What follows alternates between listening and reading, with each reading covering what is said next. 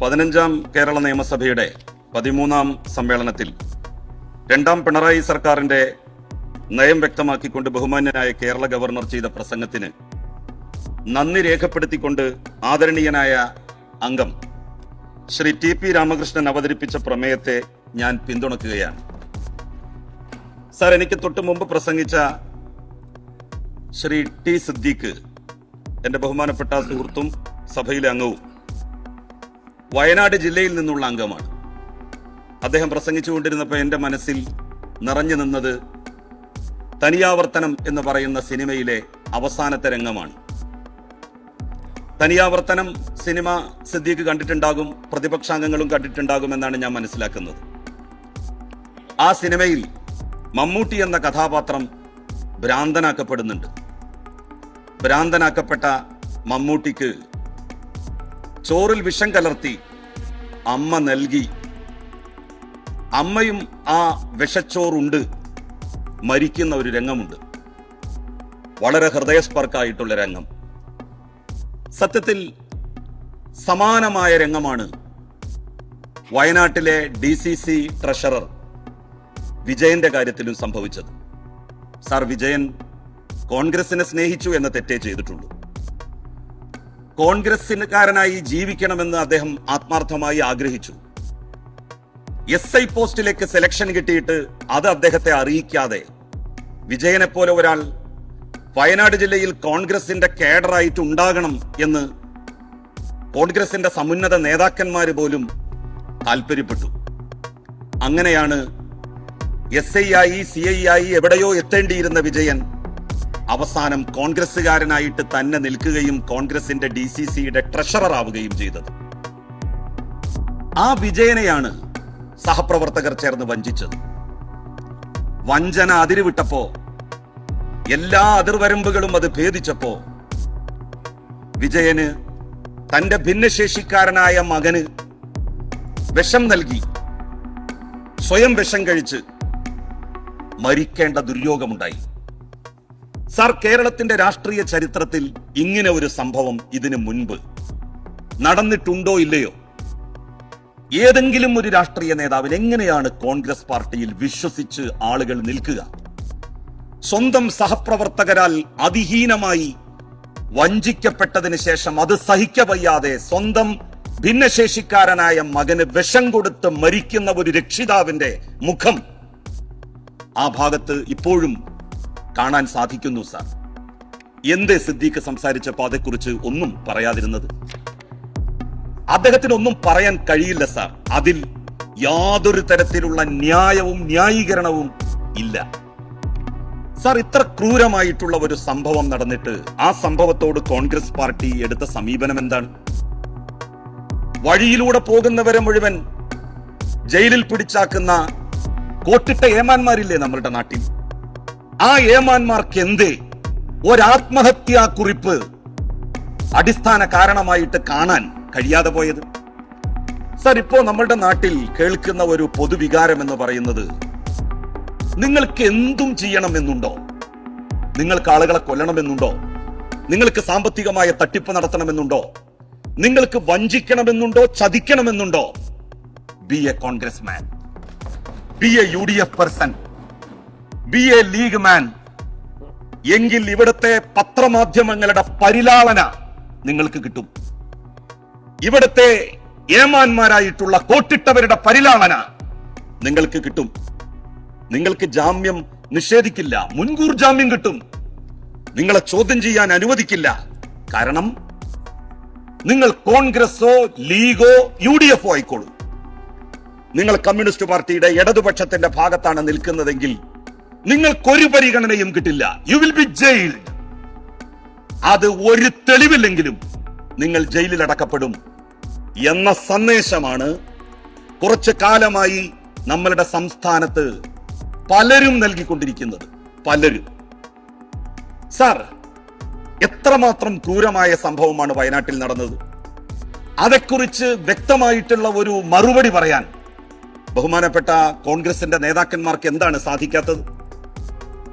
അവസാനം എന്താണ് KPCC president പറഞ്ഞത്? അദ്ദേഹം പറഞ്ഞത് വിജയനെ സംബന്ധിക്കുന്ന കാര്യങ്ങൾ ഞങ്ങൾ അന്വേഷിക്കും. അവസാനം ഗോവിന്ദൻ മാസ്റ്റർക്ക് പറയേണ്ടി വന്നില്ലേ, കോൺഗ്രസെ നിങ്ങൾ വിജയന്റെയും കുടുംബത്തിന്റെയും സാമ്പത്തിക ബാധ്യത തീർത്തില്ലെങ്കിൽ ഞങ്ങൾ അത് ഏറ്റെടുക്കുമെന്ന്. അപ്പോഴല്ലേ നിങ്ങൾക്കൊരു അനക്കമുണ്ടായത്? ഇങ്ങനെ വഞ്ചിക്കുന്നവരുടെ, ചതിക്കുന്നവരുടെ കൂടാരമായി എങ്ങനെയാണ് കോൺഗ്രസ് പാർട്ടി മാറുന്നത്? സിദ്ദീഖ് അതിനെക്കുറിച്ച് ആലോചിക്കണം എന്നാണ് എനിക്ക് പറയാനുള്ളത്. സാർ, നമ്മളുടെ രാജ്യത്ത് വർഗീയവാദികൾ, വിഭാഗീയവാദികൾ, മതഭ്രാന്തന്മാർ, അവർ രാജ്യത്തിന്റെ ഐക്യവും സാമുദായിക മൈത്രിയും തകർക്കാൻ വേണ്ടിയിട്ടുള്ള നിഗൂഢമായ നീക്കങ്ങൾ നടത്തിക്കൊണ്ടിരിക്കുന്നു. എല്ലാ വർഗീയവാദികളും ഇവിടുത്തെ ഇടതുപക്ഷത്തെ, കമ്മ്യൂണിസ്റ്റ് പാർട്ടിയെ, കേരളത്തിന്റെ മുഖ്യമന്ത്രി പിണറായി വിജയനെ ഒരുപോലെ എതിർക്കുന്നു. നിങ്ങളൊരു RSSകാരനോടും BJPക്കാരനോടും ചോദിച്ചു നോക്കൂ, ആരാണ് അവരുടെ ഏറ്റവും വലിയ ശത്രു എന്ന്. അവർ പറയും ഇടതുപക്ഷമാണ്, കമ്മ്യൂണിസ്റ്റുകാരാണ്, പിണറായി വിജയനാണ് ഞങ്ങളുടെ ഏറ്റവും വലിയ ശത്രു. നിങ്ങൾ ജമാഅത്തെ ഇസ്ലാമിക്കാരോടും SDPIക്കാരോടും ചോദിച്ചു നോക്കൂ, അവരുടെ ഏറ്റവും വലിയ ശത്രു ആരാണെന്ന്. അവരും പറയും കമ്മ്യൂണിസ്റ്റുകാരാണ്, ഇടതുപക്ഷക്കാരാണ്, പിണറായി വിജയനാണ് ഞങ്ങളുടെ ഏറ്റവും വലിയ ശത്രു എന്ന്. കാസക്കാരോട് ചോദിച്ചു നോക്കൂ നിങ്ങൾ, അവരുടെ ഏറ്റവും വലിയ ശത്രു ആരാണെന്ന്. അവരും പറയും ഞങ്ങളുടെ ഏറ്റവും വലിയ ശത്രു ഇടതുപക്ഷമാണ്, കമ്മ്യൂണിസ്റ്റ് പാർട്ടികളാണ്, പിണറായി വിജയനാണ് ഞങ്ങളുടെ ഏറ്റവും വലിയ ശത്രു. എല്ലാ വർഗീയവാദികളും, എല്ലാ മതഭ്രാന്തന്മാരും ഒരുപോലെ ഇടതുപക്ഷത്തെയും കമ്മ്യൂണിസ്റ്റ് പാർട്ടിയെയും എതിർക്കുന്നുണ്ടെങ്കിൽ, പിണറായി വിജയനെ എതിർക്കുന്നുണ്ടെങ്കിൽ, അതിന്റെ അർത്ഥം പിണറായി വിജയനും ഇടതുപക്ഷവും കമ്മ്യൂണിസ്റ്റ് പാർട്ടികളുമാണ് ശരിയെന്നുള്ളതാണ്. അതിനേക്കാൾ വലിയ സാക്ഷ്യപത്രം മറ്റൊന്ന് ഇടതുപക്ഷത്തിന്റെ മതനിരപേക്ഷ ബോധത്തിന് വേറെ ആവശ്യമുണ്ട് എന്നെനിക്ക് തോന്നുന്നില്ല. എന്റെ സുഹൃത്ത് ഷംസുദ്ദീൻ ഇവിടെ ഇടതുപക്ഷം തോറ്റതിനെ കുറിച്ചൊക്കെ പറഞ്ഞു. 2019 ലോക്സഭാ തെരഞ്ഞെടുപ്പിൽ ദയനീയമായി തോറ്റല്ലോ ഇടതുപക്ഷം. എന്നിട്ടും അവിടെ ഇടതുപക്ഷത്തിന്റെ സിറ്റിംഗ് സീറ്റിൽ ആരാ ജയിച്ചു വന്നത്? UDF ആണ് ജയിച്ചു വന്നത്. ആലപ്പുഴയിൽ AM ആരിഫ് മത്സരിച്ച് MP ആയ സമയത്ത് അദ്ദേഹത്തിന്റെ ഒഴിവ് വന്ന സീറ്റിൽ ഉപതെരഞ്ഞെടുപ്പ് നടന്നപ്പോൾ ജയിച്ചു വന്നത് UDF ആണ്. എന്നിട്ട് തൊട്ടടുത്ത് നടന്ന നിയമസഭാ തെരഞ്ഞെടുപ്പിൽ എന്താ സംഭവിച്ചത്? ഏതെങ്കിലും ഒരു തോൽവി ഇടതുപക്ഷത്തിന്റെ, ഈ മുന്നണിയുടെ അന്ത്യകൂദാശ കഴിക്കുമെങ്കിൽ 2006 തോൽവി മുസ്ലിം ലീഗിന്റെ അന്ത്യകൂദാശ കഴിക്കേണ്ടിയിരുന്നില്ലേ? ആ തെരഞ്ഞെടുപ്പിൽ മലപ്പുറം ജില്ലയിൽ 12 സീറ്റിൽ 5 സീറ്റ് മുസ്ലിം ലീഗിനും 5 സീറ്റ് ഇടതുപക്ഷത്തിനും 2 സീറ്റ് കോൺഗ്രസിനുമാണ് കിട്ടിയത്. അതോടുകൂടി റൈറ്റ് ഓഫ് ചെയ്യപ്പെട്ടോ കേരളത്തിന്റെ രാഷ്ട്രീയ മണ്ഡലത്തിൽ നിന്ന് മുസ്ലിം ലീഗ്? ഏതെങ്കിലും ഒരു തോൽവിയെ ചൂണ്ടി ഇതാ ഇടതുപക്ഷം ജനങ്ങളുടെ ഇടയിൽ നിന്ന് അകന്നുപോയിരിക്കുന്നു, ജനങ്ങളുടെ പാർട്ടിയല്ലാതായി മാറിയിരിക്കുന്നു എന്ന് എന്തടിസ്ഥാനത്തിലാണ് എന്റെ സുഹൃത്ത് ഷംസുദ്ദീൻ പറയുക? കോൺഗ്രസ് രാജ്യത്തുള്ള വർഗീയവാദികളെ മാറി മാറി തലോടാൻ വേണ്ടി ശ്രമിച്ചു. അതിന്റെ ഫലമാണ് 3ാം തവണ നരേന്ദ്രമോദി അധികാരത്തിൽ വന്നു എന്നുള്ളത്. ബാബറി മസ്ജിദ് തകർത്തപ്പോൾ മൗനിയായി നിന്ന നരസിംഹറാവു ചെയ്ത മഹാപരാധത്തിന് കോൺഗ്രസിന് കൊടുക്കേണ്ടി വന്ന വിലയാണ് 3ാമതും നരേന്ദ്രമോദി അധികാരത്തിൽ വന്നു എന്നുള്ളത്. ഇനി എത്ര തവണ അവർ തുടർച്ചയായി അധികാരത്തിൽ വരും എന്നുള്ളത് നമുക്ക് കണ്ടു തന്നെ അറിയണം. ബാബറി മസ്ജിദ് തകർക്കപ്പെട്ട സ്ഥലത്ത് രാമക്ഷേത്രം പണിതു. എന്തായിരുന്നു കോൺഗ്രസിന്റെ നിലപാട്? കോൺഗ്രസ് പറഞ്ഞു അത് ഇന്ത്യയിലെ മഹാഭൂരിപക്ഷം വരുന്ന മുസ്ലിങ്ങളുടെ, ഹിന്ദുക്കളുടെ ആരാധനാലയവുമായി ബന്ധപ്പെട്ട പ്രശ്നമാണ്. ഞങ്ങളെ വേണ്ട വിധം അങ്ങോട്ട് ക്ഷണിച്ചില്ല എന്നുള്ളതിലുള്ള അമർഷം രേഖപ്പെടുത്തുന്നു. എന്നിട്ട് എല്ലാ സാധന സാമഗ്രികളും അയച്ചു കൊടുത്തു. ബാബറി മസ്ജിദ് പൊളിച്ച സ്ഥലത്ത് രാമക്ഷേത്രം പണിയാൻ. ബഹുമാന്യനായിട്ടുള്ള സാദിഖ് അലി തങ്ങളും ഒരിക്കൽ പറഞ്ഞു. എന്താ പറഞ്ഞത്? ഹിന്ദുക്കളുടെ വിശ്വാസവുമായി ബന്ധപ്പെട്ട കാര്യമാണ്, അതുകൊണ്ട് ഇനി നമ്മൾ അതിനെ സംബന്ധിച്ച് പറയണ്ട. പക്ഷേ കഴിഞ്ഞ ലോക്സഭാ തെരഞ്ഞെടുപ്പിന്റെ ഫലം നിങ്ങൾ ശ്രദ്ധിച്ചോ? രാജ്യം മുഴുവൻ BJP അവരുടെ അധികാരാരോഹണത്തിന്റെ ഏറ്റവും വലിയ തുരുപ്പ് ചീട്ടായി ഉപയോഗിച്ച രാമക്ഷേത്രം നിലകൊള്ളുന്ന അയോധ്യ ഉൾപ്പെടുന്ന ഫൈസാബാദ് പാർലമെന്റ് മണ്ഡലത്തിൽ BJP ദയനീയമായി തോറ്റു. ഇന്ത്യയിലെ ജനങ്ങളെ മനസ്സിലാക്കാൻ കോൺഗ്രസിന് ഇനിയും കഴിയാതെ പോകുന്നത് എന്തുകൊണ്ടാണ്? ഇന്ത്യയിലെ ജനങ്ങൾ മതനിരപേക്ഷതയെ അതിലൊരു കലപ്പുമില്ലാതെ നെഞ്ചോട് ചേർത്ത് വെക്കണമെന്ന് ആഗ്രഹിക്കുന്നവരാണ്. രാജ്യം മുഴുവൻ രാമക്ഷേത്രം പറഞ്ഞു വോട്ട് പിടിച്ച BJPയുടെ സ്ഥാനാർത്ഥി 54,000 വോട്ടുകൾക്കാണ് തോറ്റ് തുന്നം പാടിയത്.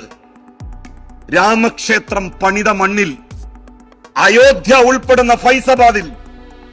അതാണ് ഇന്ത്യയിലെ ജനങ്ങൾ. അതാണ് ഇന്ത്യയിലെ ജനങ്ങളുടെ മതനിരപേക്ഷ മനസ്സും മതേതരമായിട്ടുള്ള ബോധവും. അത് മനസ്സിലാക്കുന്നതിൽ കോൺഗ്രസ് പാർട്ടിക്ക് പറ്റിയ തെറ്റാണ് യഥാർത്ഥത്തിൽ കോൺഗ്രസിനെ 3ാം തവണയും അധികാരത്തിൽ നിന്ന് കേന്ദ്രത്തിൽ മാറ്റിയത്. കേരളത്തിലും വരുന്ന 3ാം തവണയും നിങ്ങൾ പ്രതിപക്ഷത്തിരിക്കാൻ വേണ്ടി പോവുകയാണ് എന്നുള്ള കാര്യത്തിൽ തർക്കം വേണ്ട, സംശയം വേണ്ട. സാർ, കേരളത്തിന്റെ സമഗ്രമായ പുരോഗതിക്ക് അടിസ്ഥാനമിട്ട സർക്കാരാണ് 1ാം പിണറായി സർക്കാരും 2ാം പിണറായി സർക്കാരും. സാർ, നാഷണൽ ഹൈവേ കേരളത്തിന്റെ ഒരറ്റം മുതൽ മറ്റേ അറ്റം വരെ 2000 കിലോമീറ്റർ സ്ഥലമേറ്റെടുത്തുകൊണ്ട് പണി പൂർത്തിയായിക്കൊണ്ടിരിക്കുകയാണ്. ആ നാഷണൽ ഹൈവേയിലൂടെ യാത്ര ചെയ്യുന്ന ഏതെങ്കിലും ഒരു യാത്രക്കാരൻ ഇടതുപക്ഷത്തിനെതിരായി വോട്ട് ചെയ്യുമെന്ന് ബഹുമാന്യനായ തിരുവഞ്ചൂരെ അങ്ങേക്ക് പറയാൻ സാധിക്കുമോ? പിണറായി വിജയൻ എന്ന് പറയുന്ന ഒരു മനുഷ്യന്റെ നെഞ്ചൂക്കും ചെങ്കൂറ്റവും ഇല്ലായിരുന്നു എങ്കിൽ ആ നാഷണൽ ഹൈവേ ഇവിടെ യാഥാർത്ഥ്യമാകുമായിരുന്നോ? 2000 ഏക്കർ ഭൂമി ഏറ്റെടുക്കാൻ കഴിയുമായിരുന്നോ? UDF സർക്കാർ ഇത് നടക്കില്ലെന്ന് പറഞ്ഞ് പൂട്ടിവെച്ച പദ്ധതിയല്ലേ ഇത്? ഗെയിൽ വാതക പൈപ്പ് ലൈൻ യാഥാർത്ഥ്യമാക്കിയില്ലേ? കൊച്ചി ഇടമൺ പവർ ഹൈവേ, കേരളത്തിൽ പവർ കട്ടില്ലാത്തത് എന്തുകൊണ്ടാണ്? 1ാം പിണറായി സർക്കാരിന്റെ കാലത്ത് കൊച്ചി ഇടമൺ പവർ ഹൈവേ യാഥാർത്ഥ്യമായി. അതുകൊണ്ടാണ് ഇവിടെ പവർ കട്ടില്ലാത്തത്. വിഴിഞ്ഞം തുറമുഖം ഇല്ലാതാക്കാൻ വിഴിഞ്ഞത്തെ പോലീസ് സ്റ്റേഷൻ ആക്രമിച്ചില്ലേ? പലരെയും ഇറക്കി വിട്ടില്ലേ ബോധപൂർവം? അവിടെ പകച്ചു നിന്നോ സർക്കാർ? പിണറായി വിജയൻ നെഞ്ചൂക്കോടെ നെഞ്ച് വിരിച്ചു നിന്നു.